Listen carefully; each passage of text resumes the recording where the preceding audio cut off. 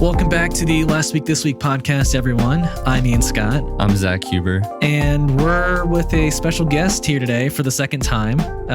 Name's West over here. Glad to be back. Man, things we got to talk about. Absolutely. Yeah, if you guys missed it, I think he was on episode 8 or 7 of our last podcast. Yeah. But yeah, you're from the High Rollers podcast talking about roller coasters over there. Yep. But over here, we talk about nerd culture and topics from the past week and the upcoming week. I know we all maybe unfortunately saw this movie last week. And the movie I'm referring to is Quantumania. And we're here to talk about it with you all and give our thoughts. And we have thoughts. I know I have a lot of thoughts. And I think it's good because we all have a general idea of how we feel about it. But I think it's good to maybe get some of the positives out of the way, first of all. Yeah. So I will say, let's see, where's my positives? The parts that I really like. You have a list? I do have a list. I have a list of the things that I would like to talk about. You're just a good person, Zach. Yeah, you really are. So the parts that I really liked were the Ant-Man-ness, like the stuff that was familiar from the first 2 Ant-Man movies. I like the intro. Like I enjoy the walking around like Scott Lang's like in his head talking about stuff. Like I like Wasp and him on the bridge or wherever they were drinking beers. That was the Golden Gate Bridge. Yeah. Was it the Golden Gate Bridge? I like all of that. I like the family dynamics that was early on, like when they're eating the pizza. Like all of that worked for me. So when we're in the the Ant-Man-ness that we're familiar with, that's what worked for me. I can't. Ant-Man-ness is percent or 2 of the film. You're not wrong. I mean, like I don't disagree with you really on anything you said because it's not like that's where the movie's bad per se. I think on my end, like I have a couple less things to point out that were good, but like I do like Jonathan Majors' performance as Kang. Yes, it isn't, and I like Kang too. Yeah. Yeah. I mean, I say the performance because I don't think Kang was written super strongly, but I think Kang's performance might have been like Jonathan Majors as Kang might have been a little too hyped going in because I mean, I don't know. They were comparing it to Thanos and I don't know about all that, but no. Yeah. Like the other positive I had was the ending of the movie where you like the beginning. I liked not the end credit scene. I'm saying the ending where he's walking down the street, the Welcome Back song is playing, and he like begins to realize, wait, did we save the day? Did we kill him? Are we actually safe? Because he said if we didn't, much more of me were coming. So I don't know. Yes. I think that was a very cool moment.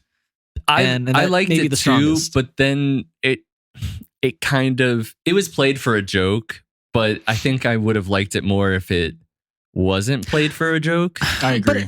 But I don't know. I mean, it goes with the tone of the Ant-Man films because like you said, this was one of the parts where it felt like an Ant-Man movie again. Yeah, I mean, like to me, that was just him. It wasn't really like played off as a joke, I guess, in my head. It was just because it was just like his thoughts. Oh, you think too much, Scott. Blah blah blah blah blah blah blah. Yeah, I mean, I get it. It's just I would have liked it to have more weight. Yeah, right. Maybe he goes and like calls up a remaining Avenger that's around. I don't know. Something. I don't know. Do you have any positives? Sam? Yeah, so I agree with Ian on the ending. I thought generally we needed more of that throughout the film because there was maybe 1% of Ant-Man DNA in this movie. Yeah. Otherwise, the other scene where regardless, one part that doesn't make sense, but the Ant-Mans, where they were all cloned. Right. I thought that was actually cool because in theory, it like parallels with Kang's whole thing and how he's battling with himself and all of his other ones. But At the end of the day, Ant-Man is able to go for Cassie, and all of those clones are able to, save the day. Whatnot. Yeah, I also like that scene because it kind of like brought back some of what Ant-Man was. Exactly. Like it brought back that he was a thief, and this was like a heist again. And I was like, okay, this is neat. But yeah, I mean, the logic in that probability chamber or whatever just made zero sense. I did laugh because at that point, at this point in the movie, I'm just like, you're just checked out. Yeah. It was. What about it didn't make sense to you? To me, I mean, the biggest like red flag for me is like when it was just him in there, and then like they all started like spawning like apart from him. Right. Clearly, they were all wearing the same suit because he went in there wearing that suit. Yeah. And then there happens to be like one or maybe like two Baskin Robbins versions of him that just make zero sense. Like why? How could he have put that on in the quantum verse? It just wouldn't have happened. Quantum realm. No, maybe he fell into it when he was working at Baskin Robbins again because his Avengers. But to me, like the probability chamber starts when he walks in. It's not like when he gets into the quantum realm.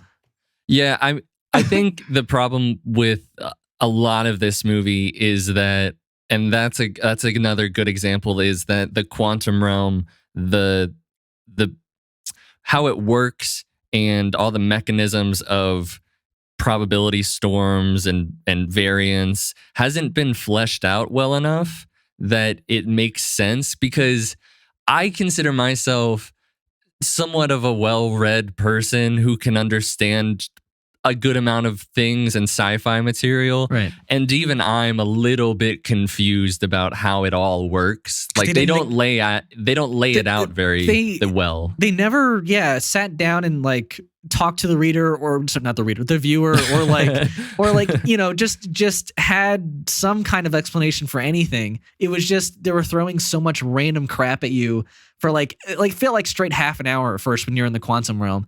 And yeah, it's just there's just random species, random rules, random Janet not explaining anything. It's just like she was so secretive. Yeah, and for no reason. There was zero reason. I'm seeing people hyping up, it's Jonathan Majors and Michelle Pfeiffer. No, she was flat too. She was flat as the whole rest of the Ant family. But they're saying like in comparison to the Ant family. No. Yeah. Not she didn't do anything for me. In fact, it was it's not their fault. It's really not their fault. It was the directing was just not there. Yeah. So okay. So obviously we're gonna go into our negatives a little bit. I mean, we've already been. Yeah, we've crossed that border. So so let me start off with, because this might be a bit of a I don't know if this is a take or not, because I talked to Ian last, or maybe even on Monday. It was right after the movie, I think. Or you're saying on Monday. Okay. Yeah, on Monday, that there was like a Vulture article that some person said like this movie is a cry for help. So basically, this person had like had hit their breaking point, and that's me now. This is my least favorite MCU movie. That doesn't mean that it's the worst. Like it's not like the worst made. I would say, though it could be. Because I like this, just for people to understand where I'm coming from, I like this less than Black Widow. I like this less than Thor: Love and Thunder. I would agree. I like the Eternals, but like that's where it ranks. I like it less than Eternals, and I would agree with all three of those. That I like it less than all three of those too. And I haven't seen Thor: The Dark World or the original Thor in a while, but I'm pretty sure I would still enjoy those more, because they don't. At least there's a story. There's a father, son, brother, family story with actual arcs and character development that happens in Thor, and I think similarly in Thor 2, The Dark World. But this movie, I know they try to set up, first of all, Scott's family is giving him the hardest time about the fact that he just wants to make a book. And it's okay for him. Like, he literally saved the world with the Avengers, and they were gone for 5 years, and they're giving him a hard time. And then they try to. You're doing nothing now, Dad. Right. Fuck. They're like, you're not doing anything. You're not helping anybody.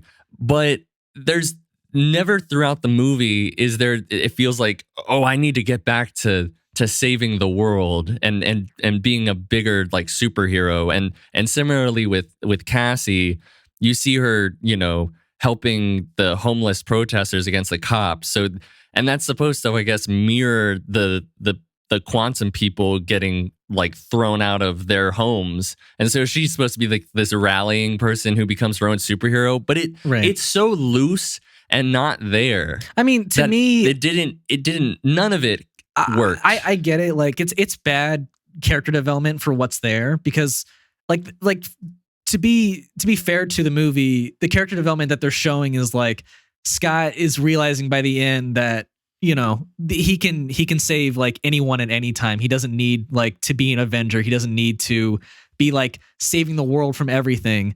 But I mean, you had a great like point to that. Yep. Yeah. I was saying they started off, because I didn't like in any trailers, obviously. Right. But I started off thinking, oh, they were going to go street level. Yeah. Potentially. Well, now knowing with Kang in it, but like before everything. That would have been cool because she's already doing stuff with the street level with the protesters. Yeah. Maybe throw in another not as ridiculous character for Ant-Man to face. That is more street level for them to get a, you know, actual father-daughter relationship going. Yeah. So then by the end, realizing the same ending, I don't need to just be with an Avenger or fighting Thanos. I can be helping out anyone. Right. And that's the thing, is like having him fight Kang doesn't give the redemption arc or not the redemption arc, but like it doesn't give the like the weight that the story needs. Realize that at the end, you know, it just doesn't work. I think Kang could have, if this story was written a different way. But you get what we're saying, right? That like, because he's such a big threat, that the realization that he can take care of anybody doesn't really make sense, you know? Yeah. I think that the problem with it being Kang is also that the way that he was dealt with in this movie also kind of makes Kang a lesser villain in a lot of ways, which is a problem. For sure.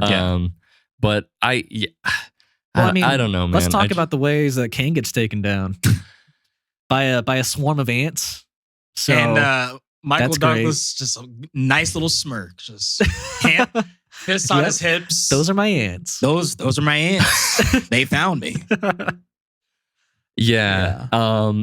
The time dilation with the ants didn't bother me as much. I couldn't believe that, but because that's just such a big, like, random plot out of nowhere in the movie that should have happened to any of the five of them. There was a lot of that. There was a lot of like, oh, my ants went through a time dilation. Oh, Cassie, like, rallying call, like, we're just, you know, hope, like, we're just gonna write in like, oh yeah, these quantum people, they're hearing this speech from this person that they've met one time. They're gonna go rally behind and save the day. And it's such a typical movie thing to do, but it was done in such a lesser fashion. Why would they need to be hyped to like join the fight? It just doesn't. That just didn't speak to me at all. You know, like they have been fighting in this fight their entire lives, probably.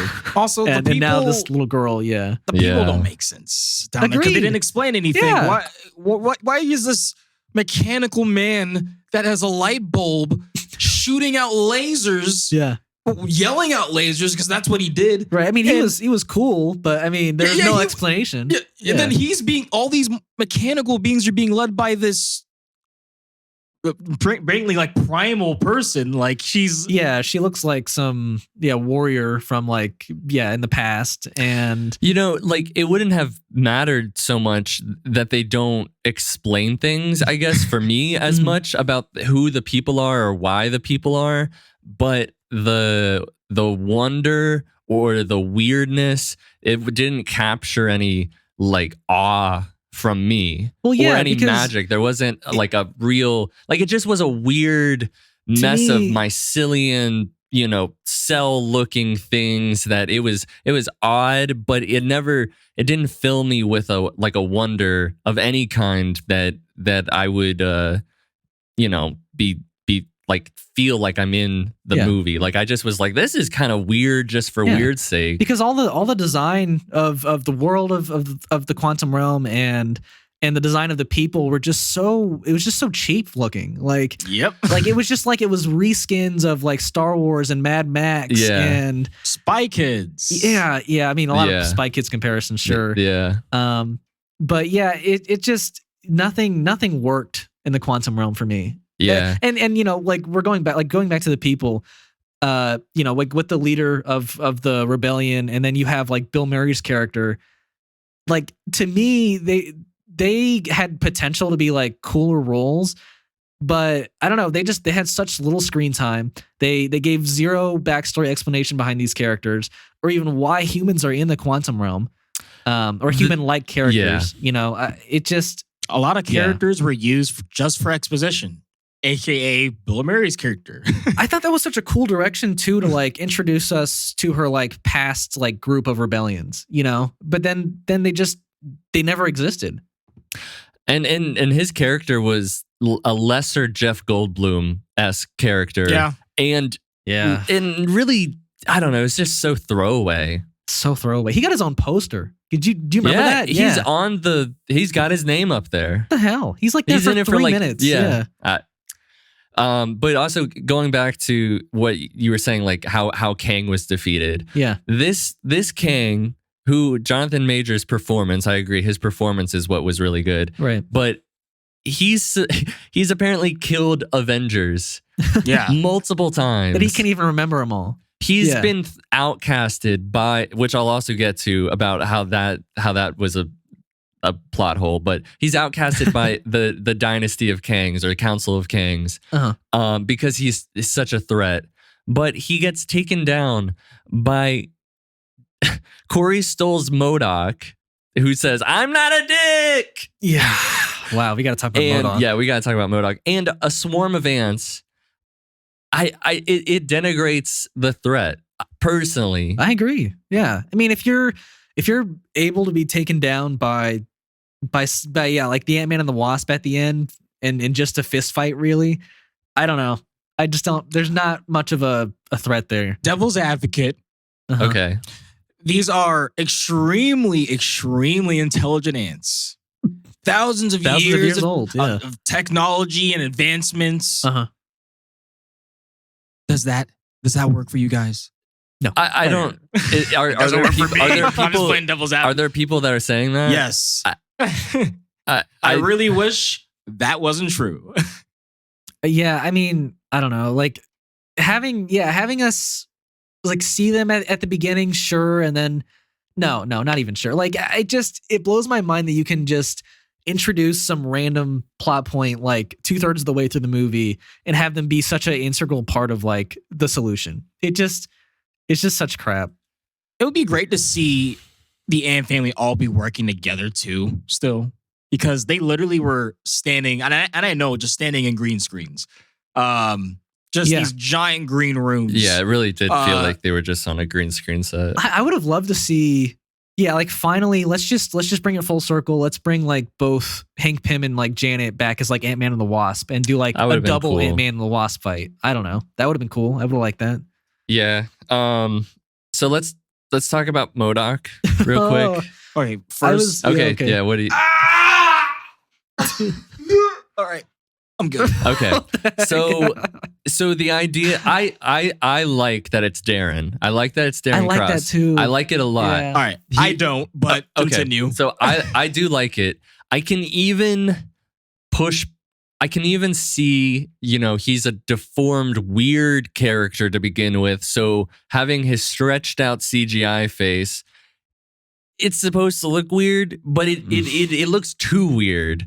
And it's too off-putting. And the problem, I can almost push back even the fact that he looks weird. It's his characterization that makes no sense. And it's like, because he's supposed to be this almost completely different person who's insane and the ultimate killing machine. And but he's the same from the first movie. He's just like, hey, Hank. Like, he's not insane. And then he'll say weird, wacky shit.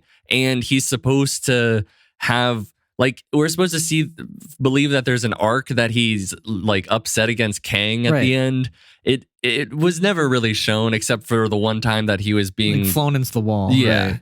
Yeah. I mean, I know you could perceive that this has happened before, but we don't see it, so it doesn't. Yeah, I mean, MODOK, like I will say, I think he has a cool introduction with like his metal face shown. Like to me, as soon as the face reveal is shown, like I cringed hard at the way his face looked. Yeah, I thought it looked so bad. Yeah. And I think you're right. Our whole audience just was like, you just heard everyone's gasp, just went, oh yeah.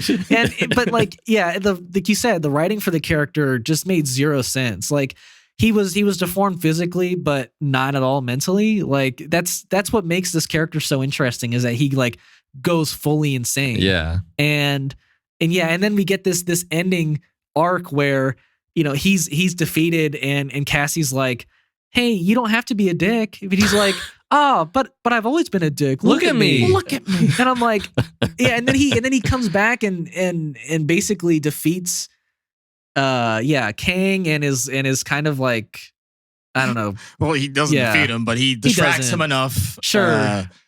And then, but then you have that scene where he's like, I'm an Avenger, right? And I'm like, that was funny. That was funny. No, that was, but everything else sucked. Everything else sucked. I'm telling you, at that point, this is one of the first times I ever considered refilling my popcorn, because I was just so like, I gotta eat something. I'm like, I gotta do something. This movie was so brain numbing, but then that happens, and I'm like, I couldn't believe that arc happened at the end. I'm like, yeah.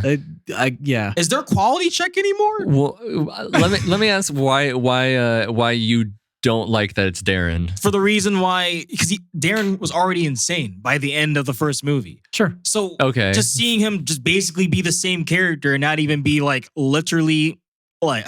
But they could have evolved the character. Exactly. Like if they would have evolved the character. Right. Then it probably would have worked out. And the fact that like it ties into the first movie really well. And it is like he did go into the quantum realm. So I think I don't know, it's really interesting in that way.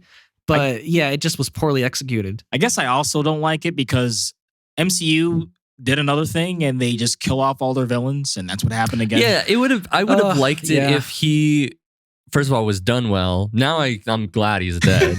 Yeah, same. I'm glad he's dead. But it would have been cool to maybe have seen him go back somehow and be like, I don't know, without the redemption arc. Without the redemption arc. And just some villain that's now loose in the MCU. Yeah. Obviously, if he was done better, though. I did want to talk about some plot holes that some of them I didn't realize at first that bothered me, and now I've realized. One of them is, so this Kang is so powerful that he's outcasted to the quantum realm. So why does he have his ship? Why did they leave him with his ship that can take him back in time? I don't care if it was damaged. He's going to get to repair it somehow at some point. Yeah, I mean, Janet, I don't know. She explained that like they destroyed the controls in it and just set it for a crash course into the quantum realm. But I don't know. But like, how else are you going to get to the quantum realm without the ship? I don't know. I don't know. I feel like there's a. It just makes that whole ship first of all, it is the MacGuffin, but it just really is like, well, he could have repaired it at some point. Yeah. Like, I don't know how these other Kangs aren't going to see that. Also, Cassie can just, from her destroyed workshop, just get them back into the quantum realm when she gets back. That made no sense. In like 2 minutes? How? Yeah, because they pulled all the equipment in at the beginning of the movie. And so what, now it's just all magically there again? Yeah. And Cassie is, I really do, I understand what they're trying to do with all these young Avengers. Like they get Kate Bishop up to like a Hawkeye level almost in Hawkeye. They did the same with almost, maybe not so much with America Chavez, because she's not really mirroring anybody. Sure. But again, with Cassie, now she can just get to an even bigger size. That like, this is the biggest that Scott's ever gone. And now Cassie can go that big as well. And she's like, and she couldn't even earlier, she like couldn't even do like the flick and tap or whatever, jump and tap. Jump and tap, which one of the worst scenes in the movie. Yeah. It's just really frustrating because it makes the accomplishments of Scott seem like less than, but I understand that they want to get her to a point where she's basically being able to do all these same feats, but maybe can do even more when you get to like the other movie that she's in, because I wouldn't say that she's going to replace Scott, but she's obviously the Ant-Man adjacent character. But I don't know, stuff like that bothers me. Like, no, I agree, because I mean, having Cassie get to that level already, like you said, it does destroy like the development he had over the first two movies. Like, it doesn't feel special and it doesn't feel earned, so I don't connect with her as much. And the same thing with Scott and her. This is a completely different character. Not character. Well, in a lot of ways, this is a different character, but this is a different actress. So we don't, at least I personally don't have the same connection between Scott and her as when she was a kid. It really would have been wonderful to like see that actress grow up, and then we get a movie like this. Sure. That would have really like felt like, I mean, the weight would have been there, you know? I don't feel like that's really practical. Sure, but which sucks, but you know, you rushed the story basically. And like, at least we had the Emma Furman beforehand in Endgame, right? Sure. So, and I don't know why they didn't use her, but and I guess she found out on Twitter, which is kind of fucked. But super, I don't know. Maybe there's more behind that. I think it was super lazy too, just like having her already have the suit by the time we started the movie. You know, like we like Scott had no idea, so that to me like is like what the hell. Also, she's been to jail, I guess, multiple times before, and Scott didn't know. So I don't know. To me, it's like Scott realistically would have been told these things about his own daughter, and I don't know. It's just lazy. The storytelling isn't there anymore. So here's what I have to say. I know that a lot of people have like pointed a lot of blame at the screenwriter, which I think there is blame for sure. But understanding that this person, he's done a lot of work, especially a lot of work in Rick and Morty, but nothing like a feature length film. Understanding that it's coming from a Rick and Morty sort of storytelling place, I can get into it a bit more after I understood that, where they were coming from, but I still think the script falls short. But the problem for me, I like Peyton Reed, but I think that this movie definitely was all the problems really land on him, because the performances besides Jonathan really fall flat. Yeah. The decision to keep certain takes or whatever they didn't keep, it's just the fact that the takes that they did keep in, whether that's jokes that were completely unnecessary or just not funny to begin with, were kept in. And there's like the overall tone, it just didn't meld. And I put more blame on Peyton Reed than I do the screenwriter, because there is a story there. But I think even if Peyton Reed was pushing for an Avengers level story, this movie is kind of, I don't know, proves the point that it really didn't need to be made, because like the Ant-Man and also the Wasp isn't even in it, but Ant-Man and the Wasp.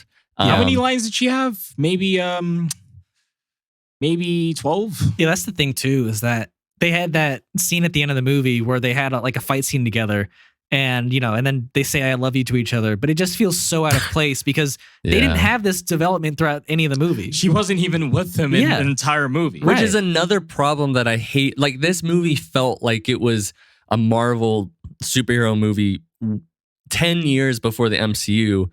Like, I hate having the two sets of characters just go off and do things, and then they maybe if I watch a movie and I can maybe I can find a good example, but most of the time when that happens, the movies are shit because they don't even line up at the end. Like, none of the arcs work. Like, whenever I see that, I'm like, oh, okay, this is gonna be a bad movie. Dang. So you knew like early on, you know? I mean, I had hope, but it really did feel like, oh shit, they're gonna be it's all just gonna be like us getting exposition from different characters, and the reason that this is, and I will say the reason that this is my least favorite MCU movie is because now I don't care about the future.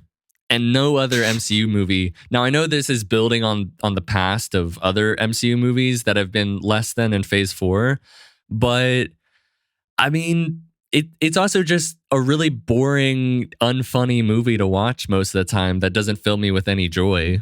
But it really has made me not excited for anything. Like, if we're just gonna get a bunch of connected stories that are of this quality, I don't want them. I just want good movies, and that's what kind of makes it the worst for me. You threw the dart and hit the bullseye. Because last thing I'll say, because we are hitting the actual. I can't believe this, but we really went on this. The fact that the scripts did get rewrote, and reshot to change it to what it was. I'm just sure, yeah. Like, no, this is the product we need, guys. Like, there is no quality check anymore. Yeah, there can't be if this kind of stuff is getting through. Right? I will say that there is a good possibility that I wonder how hands-on Kevin was, and this was still made this is still, we're still gonna feel the Bob Chapek era-ness of it all, of Kevin, I agree, being spread. I mean, either on whether that was his decision or Bob's decision, like, he was spread out, and we're gonna probably feel that for a little bit longer. Maybe this will be the last one. I don't know, but maybe, like, when you're talking about your quality check, like, I don't know if that factored into it. But also, speaking of quality, there's a term called adaptation, and this movie, I don't care. I understand that Ramatut, Scarlet Centurion, and Immortus, that's what except for Scarlet Centurion, he looks a little bit different, but that's what they look like in the comics, and also this stadium of Kangs. But it was goofy, and it really made me unexcited. I was like, this shit's goofy. Adapt. Just, I don't care. It doesn't need to be like the comics. It just I need to believe it. And seeing Jonathan Majors with a pharaoh garb on, I was like, I wanted to laugh. I don't know. I weirdly liked it. That end credit scene. Do we need that end credit scene there? No, because it is set up by the movie that we're getting more Kangs. But I don't know. I think it was cool to see, like, the potential for all these portrayals of Kang at once, and I don't think it was that goofy. I really don't. But, like, also, why? I understand that there's a stadium in the comics but why would other Kang be cheering for other Kang? Like, it seems so antithetical to the character. Like, you got stands of Kang, but who are also Kang. That I see the problem with like the Council of Kangs and like the Citadel of Ricks. Like, to me, it makes no sense that you would have so many of these, like, people who want to conquer and rule working together. I don't know. I feel like it'll be explained, but they need to explain the whole multiverse-ness of it all, because now I'm a little bit lost, because where does He Who Remains fit into all of this? Because this movie kind of makes me feel, or it would imply that all these other Kangs have been going on. Like, because I was under the impression that when Sylvie kills He Who Remains, that then all of these Kang variants were to start up again. Yeah. But, like, I just don't know where it fits time-wise, because it would seem that this Kang's, all this stuff with the other, like, dynasty of Kangs has been going on before that happened, or it was going on concurrently. Like, I don't know. I'm just so confused. Also, I checked out, like, in the second act of the movie, because I was like, I don't care about anything that's going on. Yeah. And now you're talking about the multiverse, and I'm like, but what's with the one circle that's completely the same? Isn't that the one that He Who Remains was doing? But you're saying that you were taking care of that? To me, and then there's these other branching off timelines. To me, what I got from it was that maybe they're kind of like adapting, like, Immortus into He Who Remains. And to me, if that's the case, then I think, like, He Who Remains is the one who's, like, manipulating, or at least was manipulating, this Kang into, like, unifying the timelines into, like, his vision, you know? At least that's my theory. That's an interesting theory. That's interesting, because I think it's going off of the fact of the Loki season 2 in credit. Right. That Victor Timely, I think it's probably going to be. Yeah. I think that's He Who Remains. Interesting. Because if you look at his stuff when you see him, yeah, I mean, it could be him, sure. It's a lot of old and, like, for the time stuff. Okay. I could see him becoming, because I think it's the same universe that they're setting up this for Loki season 2. Yeah. So that would work For that king, I mean, there's so many kings. He said, if you kill me, you're releasing more kings. Right. So it's like a never-ending problem. Yeah. I think we are going to see this version of Kang again, because I think this version of Kang really works. It wasn't written particularly well, but it does seem like the villainous Kang, I would assume. And I know that the council says that he's dead, but he is also just kind of trapped inside of his devices, you know. You're right. We never see him really die. He's just... And also, considering this is time, you could just see that the same way that we saw 2014 Thanos in Endgame. We could just see this Kang in... when he was doing some other, you know, was in a different timeline of... Sure. That's just my thoughts. Yeah. But I mean, very possible. Does anybody have anything else to add about this? Just to end it off, basically, the Coliseum scene was shit. But like, it could have been good because, like you said, like they should have been much more like Gladiator, like basically wanting to see blood. Like, right. But instead they were like, yeah, we're at a rave. Yeah, pump it. Let's go. Like, where's the EDM? Like they were screaming. Yeah, they were like, I'm done. We need to move on. Yeah. We can go on this for too long, but this is just me hating at that point. So yeah. I mean, I will say it's just like everywhere you look in this movie, there's a problem. Every scene seems to be ruined by a joke. It is a bottom 3 MCU movie for me. And I guess that's where I'll leave it at that. And if you're listening and you feel differently, we'd love to hear your opinion. I think this is like a very divisive movie. So it is. I have seen people leaving it and saying they love it, or it's not that bad, man. It's actually pretty good. Yeah. I've seen people say they love it. Yeah. It's crazy. But yeah. But we're going to move on to another MCU movie, which is the Marvels. They just put out their poster, but with along with that, it's also announced that the movie's delayed to November. Yeah. And it was July. Yeah. Right. Here's the thing. Poster at first, I think the poster's really cool. It's not, your normal. It's not okay. It's not amazing, but it's not your normal MCU, right? Where everyone's just like standing in the middle, and it's just a bunch of floating heads. Yeah, you have the 3 lined up. I don't know. It says higher, further, faster, and you see each symbol of the person. So I think it's good. I actually don't mind this delay, even though sure this could like mean trouble for the movie. I'm sure since this is like the 3rd delay, I think. But I don't know. Like might have been. I think getting 3 Marvel movies by July would have been a little much for us all, and I think this is a good move. And also, if they would have stuck with the July, I only say this for for my own sake as a fan of like it. It would have been a year almost till the next Marvel property. Oh yeah, I think it's like I heard like 10 months, right? Yeah. Between that and I saw New people World Order celebrating that. Like, guys, get ready! 10 months, no MCU. Well, I don't blame them though. I don't blame literally been too much. Yeah. Too much. Too much. Just quantity over quality. Yeah. I can't take it anymore. It's I think but they are rolling back. Yeah, that's why I'm so excited that I hope it's just 6 to 2 shows this year and 3 movies, Yeah. That would be so nice. I think this could be good for it if they are doing the rights changes for it and not just doing reshoots like with the Quantumania and Yeah. Okay, I gotta get over it. I gotta get over that. Basically this, Marvel's, I have my opinion about Captain Marvel. Not the biggest on it at all. Pretty mid to me. Yeah. But didn't you like it when it came out though? At least, or I liked it more than I do now. Sure.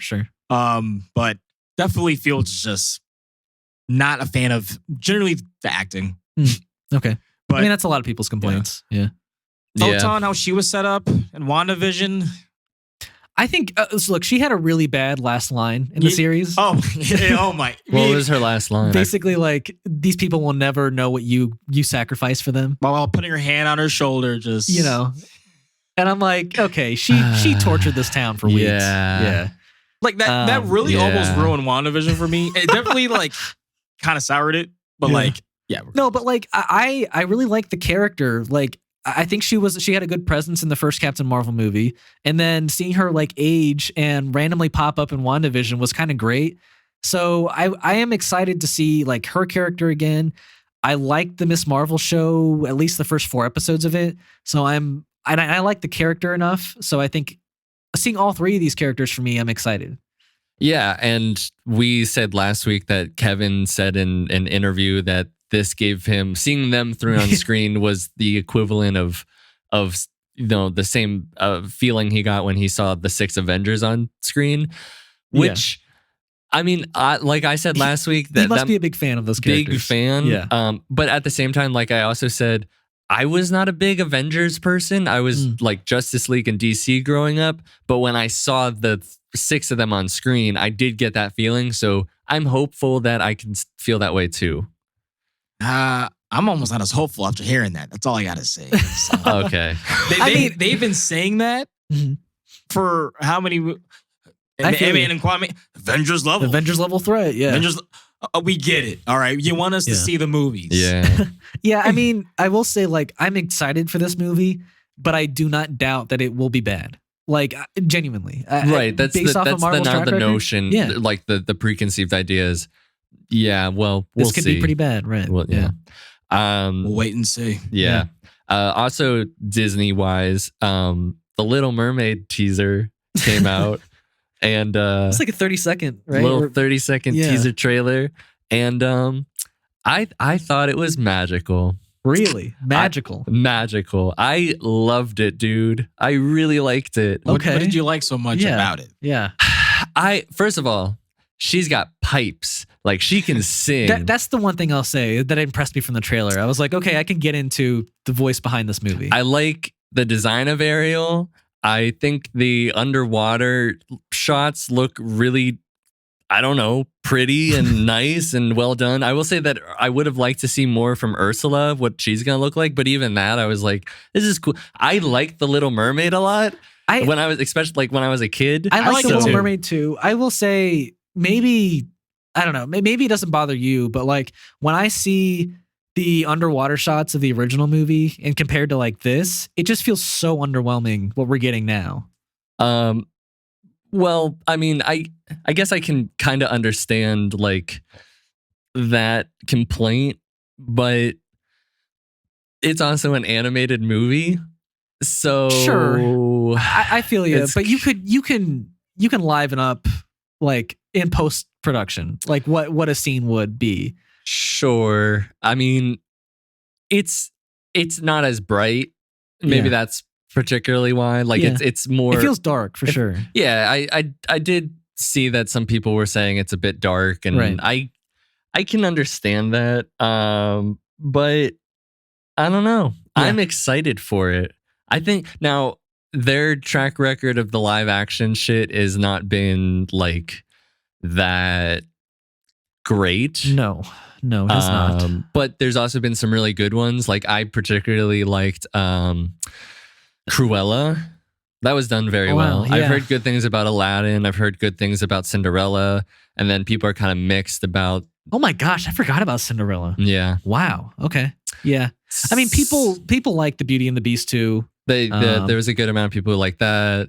Gosh, that made over $1 billion, I think. I think that's what started this whole Disney trend. Did it? Yeah, for sure. Yeah, that's, I don't know. It could be interesting. So speaking of live action stuff, we also have news of a How to Train Your Dragon live action movie that is now finally happening. I know you, I think, was more excited than me. Yeah.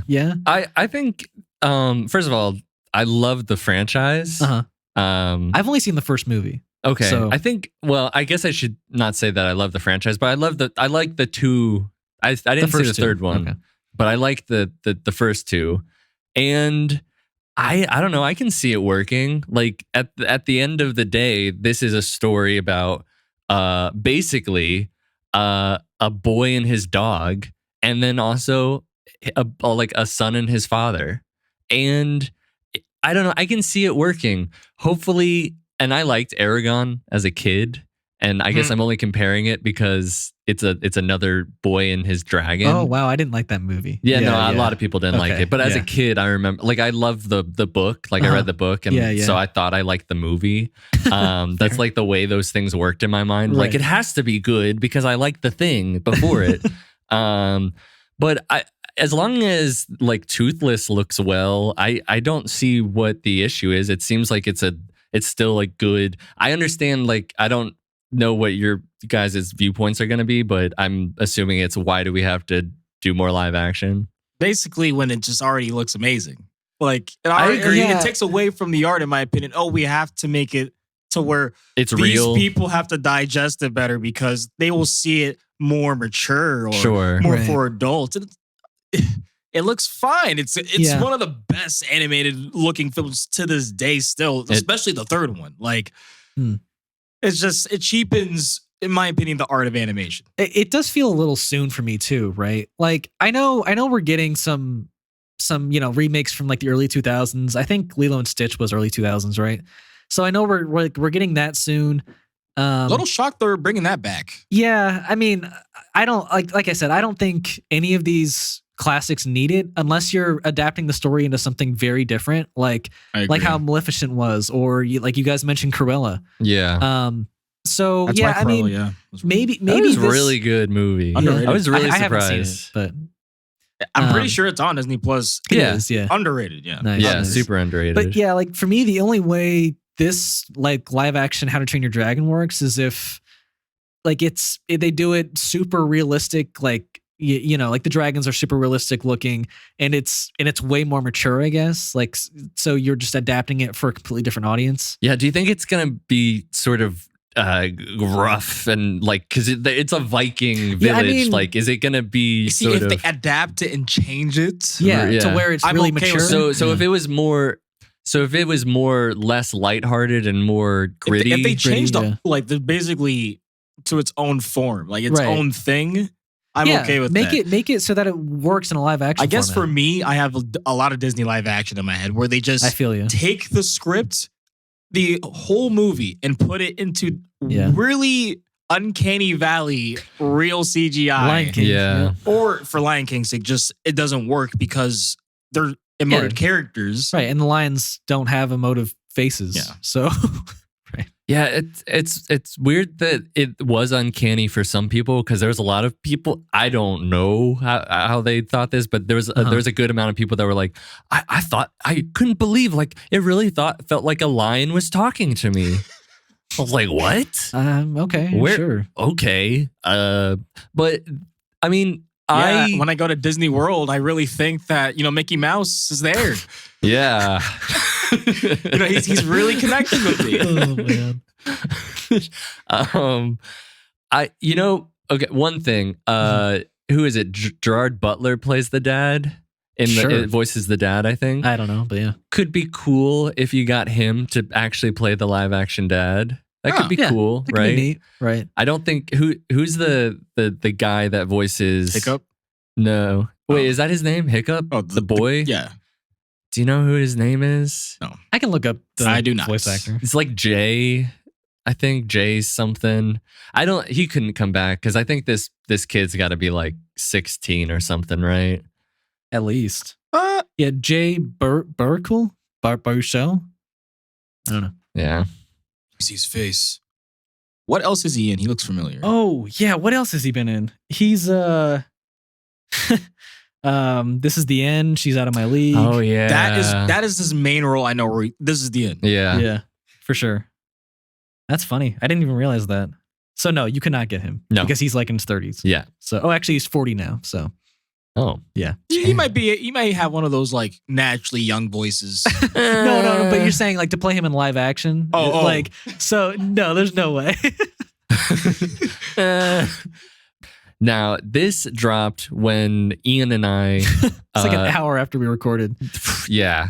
Last week. But so there's an I Am Legend sequel that's coming out, and it's going to be with Michael B. Jordan and Will Smith. Mm-hmm. And I believe it's the same director is going to be directing it. Good. And Akiva Goldsman is writing. Akiva Goldsman, he's done, these are some of his notable works for anybody who's unfamiliar. Showrunner of Picard and Strange New Worlds. So those are Star Trek shows. He did executive produce Titans, which is not great, but he is writing, and but he also wrote the story to Transformers: The Last Knight. He did write the story to I Am Legend. He did write the story to iRobot, The Da Vinci Code, A Beautiful Mind, but he also wrote the story for Batman and Robin. So very. You said he wrote The Last Knight too, right? The story. He did the screenplay or the story. It said story. Okay, all right. So he like plotted out the plot points for that, I guess. I don't know. Okay, so obviously a very mixed 50-50 bag on him. Yeah, but for sure. Definitely a drunken shooter with this hit or miss. So this for anybody who hasn't seen the movie or hasn't seen the movie in a while, you may be thinking, well, how are you going to do a sequel with Will Smith? Because he died in the theatrical version. Very explosive ending. Blew himself up with a grenade. Well, there was an alternative ending where he actually gave the leader of these infected vampire people back his girlfriend or wife. Yeah. And they let him go, pretty much. Yeah, I mean, basically cured whatever she was going through in the process. Right. And I guess this is going to be taking over a few decades after the first. It's going to be leaning into the novel that was based off of. Yep. Didn't they start driving up to like Vermont or something? That was the daughter and the boy. Okay. The woman and the boy. Yeah, so the Will just stayed in New York. Will died in the original, remember? But like in the alternate take, is he just in New York? I don't know if there's more after the alternate, like the scene that we saw. True. Yeah, the scene we saw had an abrupt ending, to say the least. Yeah, it just stopped. You know, I know people shit on that, but I liked that as a kid. Like, I liked him blowing. Like, I actually got teary-eyed at that point. Not the dog, funny enough. I didn't cry about the dog. I don't know. It's just like with that I was ending, like, he sacrificed himself. Yeah, it's just a cliche like apocalypse ending, you know, where it's just like the main character sacrifices himself. Yeah. Generally, though, I Am Legend is it's a pretty good movie. Yeah, I liked it a lot. I watched it a few times. Yeah, I haven't seen it. I saw it in theaters with my dad, and then I don't know if he got too scared or if he thought it was inappropriate for me, but like we booked it halfway through the movie. And I was like, why? I want to see this. He's like, we're going. I'm like, so I had to wait to like buy it in DVD form to finish the movie. Like, that's so lame. 6-8 months later. I was so upset.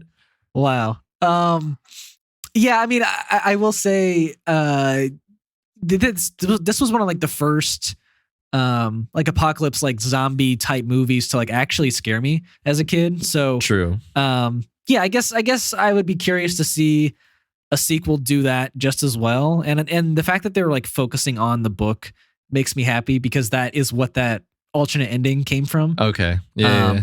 So yeah, if we get more strong scenes like that, then that's great. Yeah, I'm curious. I'm assuming Michael B. Jordan. I don't think this is going to happen, but I know there was like talk about like, what if he's his son and he survives somehow? He's too old. He's too old to be a son. I'm sorry. But it's going to be a few decades after. Yeah. So that would be like 40 years? You think they're going to like age Will Smith with like makeup or like in post? Or that's what I was thinking. I mean, how much is a few decades? We talking because it's only been like less than 2 decades before the last movie came out. Maybe they'll age him. They have to if it's going to be 3 at least. I don't think it'll be his son. I think that would be it'd be really cheesy sad, if it was. But I know that Akiva was also saying, I'm obsessed with The Last of Us. And I was like, of course you are. I think Will Smith also mentioned that, didn't he? Or I thought, okay, maybe it was just Akiva, but I thought they were all like inspired by The Last of Us show that had just come out and we're like, yeah, we want to do something like this. Yeah, but they were I guess I will say that they were specifically talking about that it was about their not being like that. This particular script for I Am Legend 2 will be focusing on not being the dominant species the way that like in The Last of Us we're no longer the dominant species on Earth. So I guess and that it's taking they like that it's taking place over a decade after the infection broke out and life like in that space as has opposed like to taken over buildings and whatnot, like The Last of Us. right. You know? Which I remember, like we've talked about it. Like I think that I Am Legend was one of like the best movies to show like post-apocalyptic like scenery, like up until probably now The Last of Us. Sure. With I Am Legend 2, I think it's smart to go in the direction where like we're not the dominant species anymore. And the alternative ending goes like right into that, where you see that they're a much more intelligent species than we are led on to believe throughout the movie. I mean, yes, they do some intelligent things throughout it, but they have like feelings for each other and you know, like care if like one of them dies. So I don't know. I think seeing that. Well, they're intelligent also in the fact that they played him. Sure. No, I get that. Right. I was saying, they show it in the movie, but like they really show it at the end too with that alternate ending. Yeah. So I mean, if it keeps going in that track, I'm excited. Yeah, just more thoughtful, very fleshed out, make those infected vampires, whatever you want to call them, very interesting and give them depth, more depth than just make them just as prominent in this for one. sure. Yeah. Let's see if it's going to exceed, because like I said, I Am Legend is it's up there in apocalyptic thrillers. Yeah, in media. So let's see if it can be up there with the modern age, with new. If they're inspired by Last of Us, then I mean, personally, I want to see them stick the landing. So also Akiva Goldsman is set to write Constantine 2. Mm-hmm. So I guess that means it is happening. And the original Constantine director, Francis Lawrence, will also be directing. His other noticeable work. Wait. Did Francis Lawrence also do I Am Legend? I don't know why I wrote that down.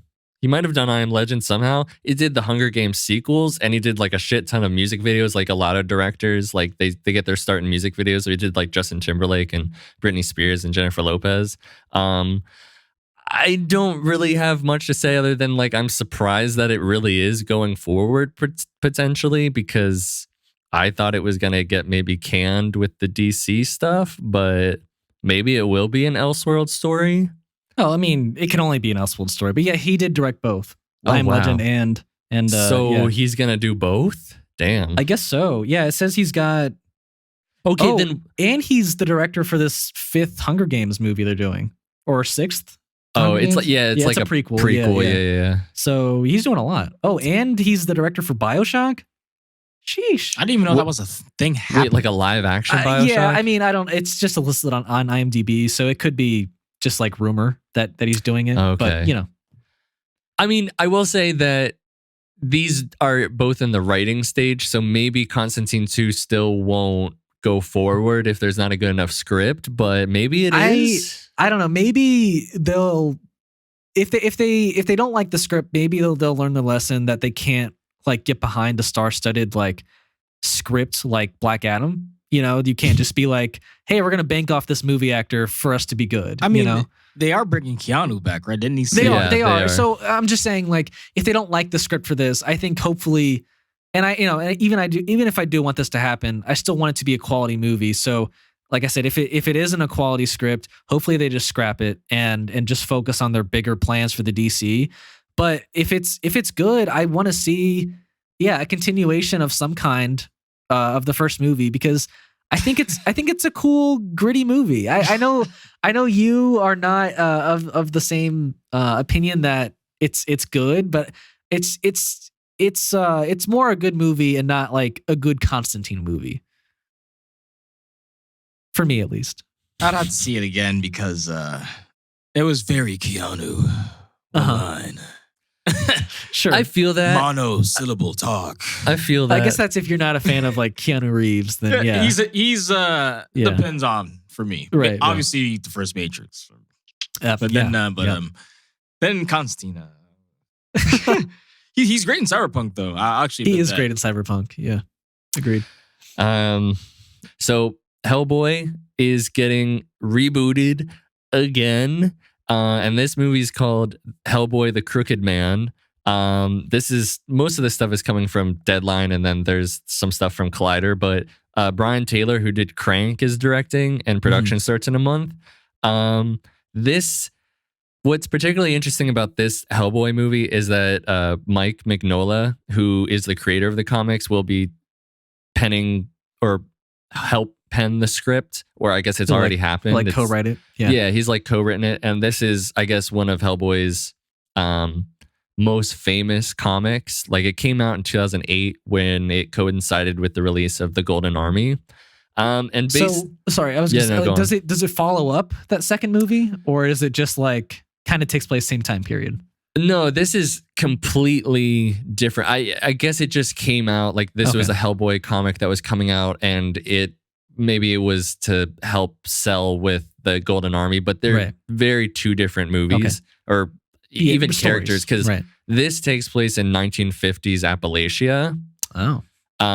And basically Hellboy's, I don't know if they're going younger or how this is going to work out. I don't know if Hellboy ages, like, because I'm not super familiar with all of Hellboy's comics and everything, but he's basically a paranormal investigator, and this is going to be a dark folk horror story, and it's specifically R-rated this time around, because they felt like it would benefit, like it really would take away if they didn't go R, but that they're really going in for the feeling of those that original comic, and I'm really excited. I don't know.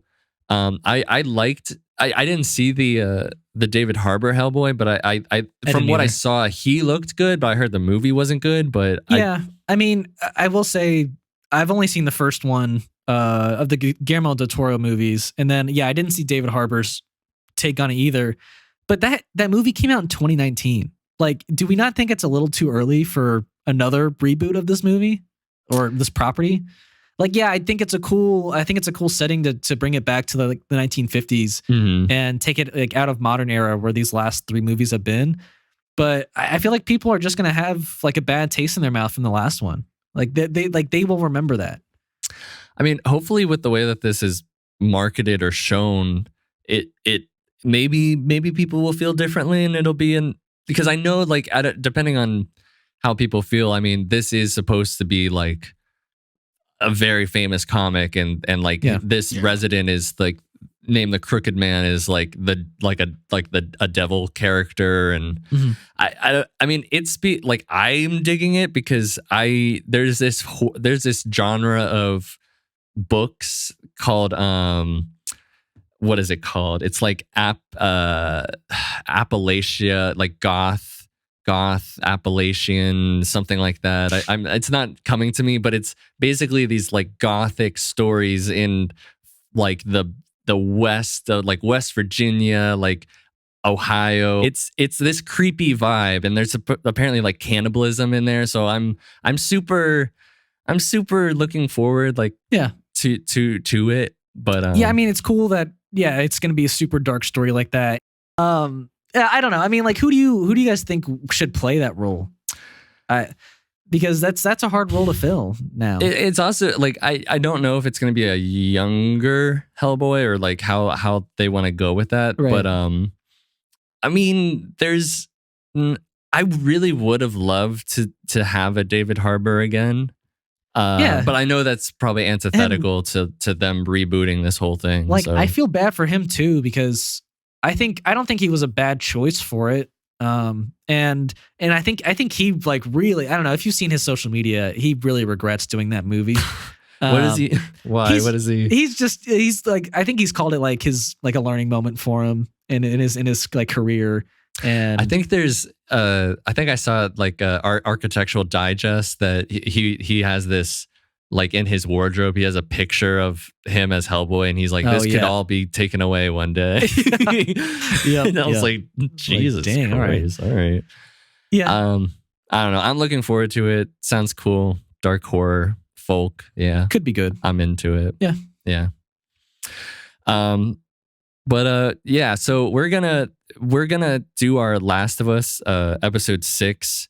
Episode 6 review. Yeah. Spoilers, and West here hasn't seen the episode, so probably just gonna. Yeah, this is gonna be our time to say goodbye to you now, and then we'll finish up the podcast.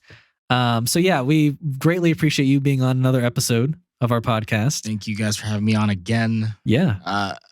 MCU, please.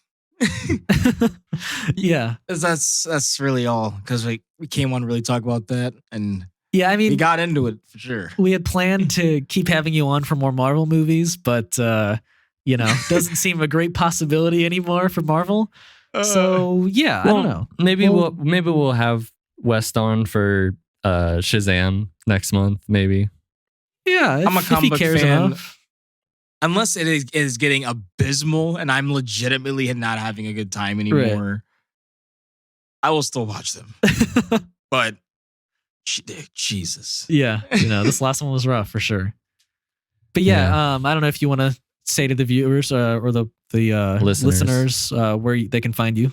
Yes, you can find me over at my YouTube at West Tower.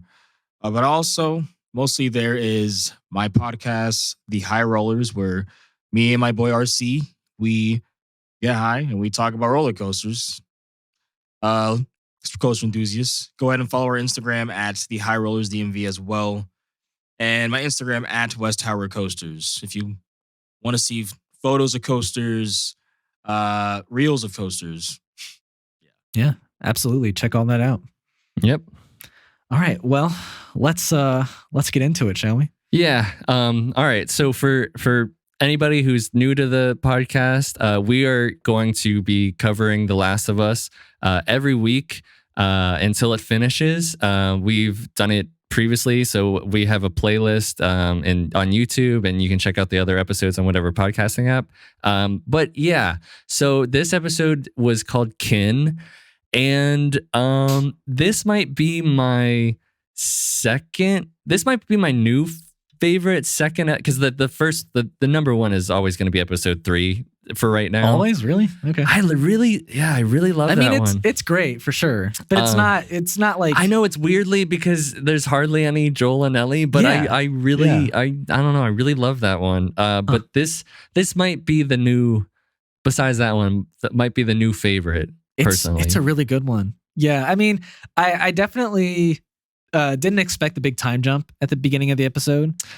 I was wondering how they were gonna. Yeah, agreed. Yeah, and I think it worked really well. I think we basically got the gist of what their travels were like up until Kansas City, and I think that's all we really needed to see up until then, and it works just as well with the 3-month skip. Yeah, I mean, I love how it starts with this older couple. Oh yeah. They were great. Just like they seem like they love each other, but they're also completely sick of each other's shit at the same time. Yeah. And combining that with Joel and Ellie, like basically the same thing going on. Like, hey, don't come down here.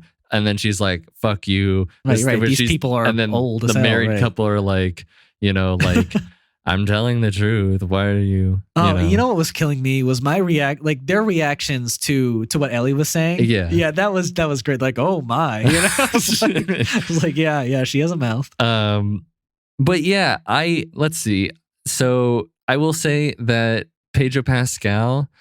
This is maybe the one episode so far that if he was to do an Emmy campaign, this is his shining moment. In the series, at least, for Joel, because man, he opens up to his brother Tommy in this episode, and like the floodgates just start pouring out of him, and it's heartbreaking to watch, like seeing him confess this much. After keeping it hidden. I think everything, that scene, which particularly got me, but that scene, him just seeing Tommy got me emotional. Like I was like, I haven't even seen Tommy since the first episode, but the way that it's been shown how much Joel cares about his brother, and the fact that you see Joel smile and like laugh. I also love that. Like the fact that we like got this big time basically a time skip between the first and the 6th episode with Tommy. Like he didn't look that much similar to his first episode appearance. To me, you mean dissimilar? No, similar. I think he like changed a good bit. And, okay. And I was happy to see like the age on him at least. You know. Yeah. Like I was worried it was gonna be more of like like Viserys and Daemon when Viserys gets old and Daemon's still the exact same age. You know. Yeah. At least with Daemon though, he's got white hair, so sure, I guess. He like the only thing you could maybe add is like some wrinkles. Sure, some wrinkles, maybe some like. Nah, I guess none of them really have. Well, Viserys kind of had a gruff beard. But regardless, that's true. Yeah. But Daemon doesn't. All right, we're getting off topic. Anyways, I think Tommy and his wife, the actors that played them, they both did really good jobs, and I think Tommy's character was really compelling. I mean, like the fact that he's gonna be a dad, and it's like you're forcing me to try to save the world, but like I have a kid. And the dynamic there was so natural with Tommy and Joel. You know, like it felt like they like no time had passed, and Joel said something that was like slightly off, and Tommy just blew up at him, and it was just. I feel like they both blew up at each other. Sure, but Tommy blew up first. Yeah. But you know, that was just a great moment, and then later on when they finally have a chance to like really talk. It's another beautiful moment, probably the most beautiful. Well, maybe not the most, but it's like a top 3 moment from that episode. Yeah. So and then getting into like the Joel and Ellie stuff this episode. That was good, amazing. I mean, from the start, you could notice that Joel was just like a little lighter. You know, like his personality and everything just it screamed like, oh, I'm happy right now, and like I'm happy answering all these questions from this girl, you know? Like, he is answering a lot of questions. You're right. You're right. Oh yeah, it felt like a big shift between playing like football. Right. What a contractor. Yeah, he was answering everything. Yeah, and I don't know, that was just wonderful to see, and I think that's what you really see in the game too. Is like Joel really starts to open up and like liven up to Ellie later, like in the second half. So. Yeah, I really liked just, you know, teaching her how to shoot, and then he's like, "You're not doing it right." Yeah. She's like, "Okay, you do it," and then he does it. Like she's like, "Yeah, the scope's off" or something. Yeah, yeah. No, that was great. Also, sorry. No, go on. I was gonna say also that moment, basically directly from the game where, you know, the talk in the room, right? Yeah. And he's basically, you know, trying to give her up so that he isn't so scared, you know. Basically that's what the showrunners tell us too. But is in the game, is it that he's also having panic attacks, or is that a new thing? Panic attacks I think are new. That was I don't remember that at all from the game, because that was really well done. Agreed. Yeah, it was very, because I thought he was having heart attacks. I thought so too. Yeah, but no, that was a nice like touch added to really get us to like see that Joel is like scared for the first time, you know, like, again. Yeah, well, sure, since his daughter died, right? So no, that was a really well done, and also seeing like how broken he is. Sure, yeah, you know, which I've heard from people who I've had anxiety, but I've never had like panic attacks per se. Yeah. So I've just heard that it was very well accurately portrayed, because I feel like in some other ways you could maybe ham it up. Sure. You know? Yeah, he's not one for overacting ever. No. So yeah, he played it right. Yeah. I also thought that Jackson felt very real. Like I really bought into that this is a real place. I think they filmed in the town of Jackson. Like I think that was. I mean, they set up some stuff. Sure. Yeah, they dressed the town to look like it was like a compound commune area. But no, I agree. It was like the first time we're getting to see, you know, I think the showrunner said this too, but like we're getting to see like full on civilization again. You know, like things are actually working, you know, here, and you know, kids are watching movies and they're celebrating Christmas, and it's just like it's a bizarre scene, or I guess place to be in right after we watched like, you know, what just happened in Kansas City just like the exact opposite of it does not work there. Yeah. And it's also so bizarre to Ellie. Yeah, because she's never like experienced this. Reading diaries, and it's like they only had to worry about what top to wear with a skirt and what boy is the hottest. Yeah, and like there's like a little chart of like the 10 hottest boys, and she's like, this is all they had to worry about. And I'm like, that is a weird thing that like you take all that away. It's like this. I mean, not that. Well, sure. If you just, I think it's important as a kid to sure, you know.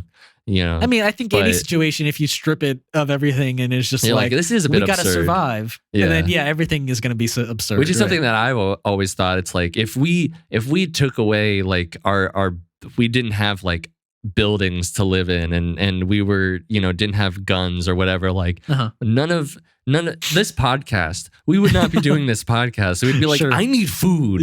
I need to screw a podcast. What's a podcast get me? That's what Kathleen would be like. Some listeners. Well, I need food. I need to procreate.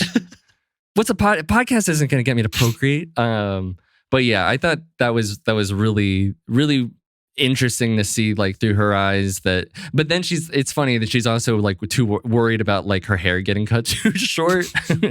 yeah, she was worried about that. That's interesting. And also pretty smart. Like I love how it's like a duct taping the shoes makes like a big difference in this world, or getting a new coat, or having a diva cup, which is more reusable than just trying to search for tampons all the time. Yeah. So I thought that was there's a lot of like small little like just slice of life, not moments, but just aspects of reality that seep into the show that are done really well. Yeah. I have one complaint, which I don't think maybe you won't think about it, but before I get to that, I heard somebody say, I haven't played the second game. I know how things go, but there's when Ellie's in and Joel and Tommy and his wife are though I can't remember her name. I'm sorry. Yeah, I can't either. Are eating food for like the first time in like the mess hall. She sees this girl staring at her, and she's like kind of rude to her, and she's like, what is she staring at? What's her problem? I heard somebody say that this might be not forward thinking, but like foreshadowing stuff for the second game potentially. I don't know what that means, but I wanted to ask you if you agreed with that. I will say I don't think it does, because anything would be a little too much spoilers for you, to be honest. No, I just want to know like if you think so or not. I don't think so. To me, I think it. No, I don't even think it hints at anything. Honestly, I just think it's just like she isn't like the other kids. Okay. Yeah. But you could, I guess if you wanted to, you could retroactively like add that girl in a later season and just be like, yeah, there she was. Okay. So here's my critique. My critique is not with the bat that gets stabbed into Joel at the end. Oh, you hated him because I was upset watching it. I was like, why would you take the bat out? Yeah. We all know that you're gonna bleed out, but and I will get to my critique, but if you're going to be moving around a bunch, let alone riding a horse, and you have a bat, like a sharp, jaggedy bat in you, keeping that in might actually do more damage. So taking it out actually was a smart thing to do. Okay. I think at this point, I'm like, I get behind that now. Right. The critique I have, and it's a small one, it's very small, but when they're walking into the campus, they are a little, and I know because we find out later on that there really isn't a threat until those goons show up. Right. But they are a little nonchalant. They're not as careful as they were going into Kansas City. Well, I mean, and maybe that's why they get spotted, because they were kind of a bit more nonchalant. But I would say that they were a little careful, but maybe not as careful as I would have thought they would have been. To me, I don't think, I don't know, like going into a city seems not careful in itself. Sure. And they just waltz into these cities whenever they can. You know, like I get they had to for the Fireflies at this point, but they didn't really have to go into Kansas City. Like you probably could have drove around Kansas City. Yeah. I don't know. I mean, depending on how the roads worked, right. I guess. Sure. Yeah. I don't know. Sure, but I'm just saying, like, small nitpick. Sure, I was surprised that there was monkeys. Yeah. I didn't. I think the monkeys actually look pretty good. They look decently good. Yeah. I think they could have looked better. I will say, like they felt like CGI monkeys to me. Sure. Yeah. But I don't know. That's nitpicky, I guess, for me too.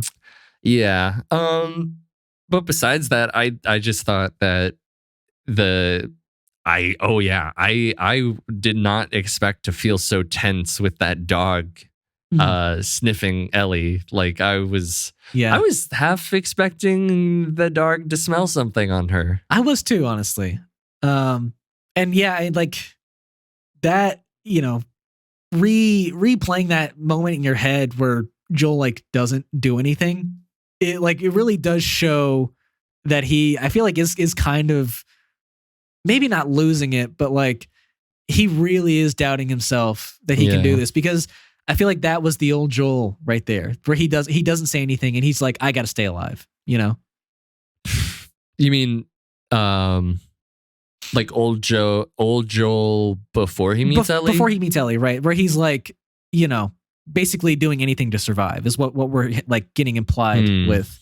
I almost like got callbacks to when he didn't do anything when his daughter and him were like getting held up by that guard. That could be it too, where that's why he's breaking that. He's like, well, I'm failing again. You know, I could have done something, but I didn't. Yeah, because he has those dreams where he's saying, like, I'm failing every night. Yeah. So maybe that's...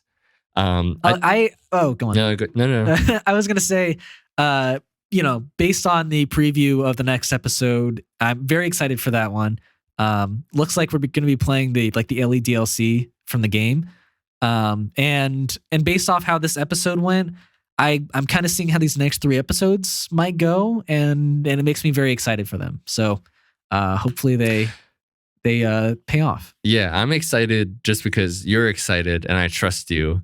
And I have no idea where any of this is going to go. But I think the wide shots of nature has maybe never looked better in this show. Like I really like they kill the it nature. every time. Yeah. Yeah. Another great episode. So I guess I only really have one thing so each week we kind of discuss to end the show the things that we've watched throughout the week or what we recommend. And to be honest, I only have one thing because it's a video game. I didn't watch anything either this week. I've just been obsessed with Hogwarts Legacy. Yeah, same. So I can't recommend it enough. Like I know there's been controversy and, you know, wherever you fall on that, you know, you have your opinion. But personally, I love this game. And the one downside about it is that it's got so much... there's so much design with the characters and the room of requirement and your broom and puzzle solving that I've done more puzzle solving because I love puzzles and that shit. Like I'll play puzzle games. Nice. That I've neglected to play a lot of the main quest and I'm still 15 hours into it and I have so much shit to do and I'll just like design the room of requirement and change the ambience like 8 times till I'm like, no, it's that one. That's the one that I want. I will say what's great is that they make Hogwarts like feel as magical as like it does in the books and the movies. Yes. Because there's just so much stuff the game doesn't point you towards that you can explore on your own. Yeah, exactly. It's so many hidden rooms and entrances and they have Peeves. Yeah, Peeves is in there. I did see that they mentioned once Nearly Headless Nick. So he is in the game at some point. I think you're right. Nice. But the game is gorgeous. The professors are all so interesting. Yeah, they are. I'm so glad. Like, I'm like, cool. So we can have interesting characters in the Harry Potter universe. Like, we can have fleshed out, interesting, cool, unique characters. I mean, the headmaster seems like a dick, but I'm assuming there's more to that story. Oh, for sure. I think, there's something up with him. I agree. But yeah, I mean, the premise of the game is interesting, to say the least. We won't go into spoilers, I guess, but I think it sets it up for a good RPG. I think, like I said, the story is pretty good, at least. The game itself is great for exploration and so many like small side things to do. And the combat, combat's great. The combat's fantastic, and I love how just the unique use of potions with your spells and the combos you can create. And it's funny because I've pretty much ignored potions at this point. Like, I'm just doing combos with spells, and it's been great. But I think using some potions definitely really help, and they're really exciting. And I guess I'm just giving myself a little challenge, you know? No, true. I agree. Hogwarts, it feels. I just remember, like, the first time I played it, I just played it for like 8 hours straight. And, wow. Yeah. And it was like the day that I showed you. Yeah, and I was like, God damn, I gotta play this. and I wouldn't even run. Like, now I'm gotten to the point where I'm like, okay, I'll run. But I was just like walking. And I still do that from time to time, because you really want to you soak it in. Like, each area has something to see. There's some, and there's some conversation going on, and you really can soak up the magic. And I love that they keep a lot of the score, like I use the score in interesting ways, but I love the it's not moments. The exact score. Sure, it's not the same exact score, but I love that you have these moments where it's supposed to feel like funny or quirky, and it's got these like I don't know if you would say they're like French horns, but these like kind of like woodwind instruments. I don't know which one they're, but they make it. There's a levity and there's a cuteness to it that really enhances, because that happens like when Ron's trying to learn about a certain spell and he gets it wrong, and like you will hear it in the movies and you hear it here. Yeah, it definitely, even though it isn't John Williams, like you can still like feel a John Williams presence like in this game. If you collect like a field guide page, you get the but it won't play the whole thing. It'll just be like that one little part of the motif, but it accentuates as like as a reward. Right. It's just everything.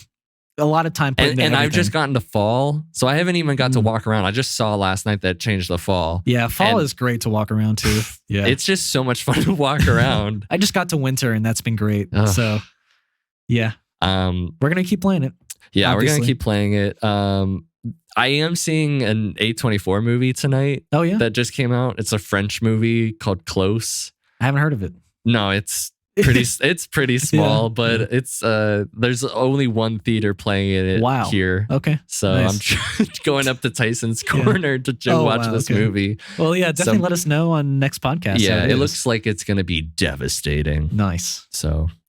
Do you have any? Music? So, and then also right before we end things, I just gonna do some song recommendations that I do each week. They'll be in the links in our YouTube, and then it'll be also in our IG link tree. So there's Party by Daughter, and if you don't know Daughter, they did this one big song like 10 years ago that was extremely heartbreaking and beautiful. I think it was called Youth. But yeah, it's just cool to see that they're back and they have a really good song. Nice. The Doldrums by Caroline Rose. That's just a banger, but it's like a sad banger. I've heard of her before. Yeah, she's getting a little bit bigger. Three Boys by Omar Apollo, which is like it's like a modern day 50s song, but also soul. Okay. And he's great. And then I don't really like Cave Town that much, but this one that's called Del Mar County Fair 2008, quite the name. I love that name. It's very fall-ish and acoustic, but then it gets into this County Fair should be, right?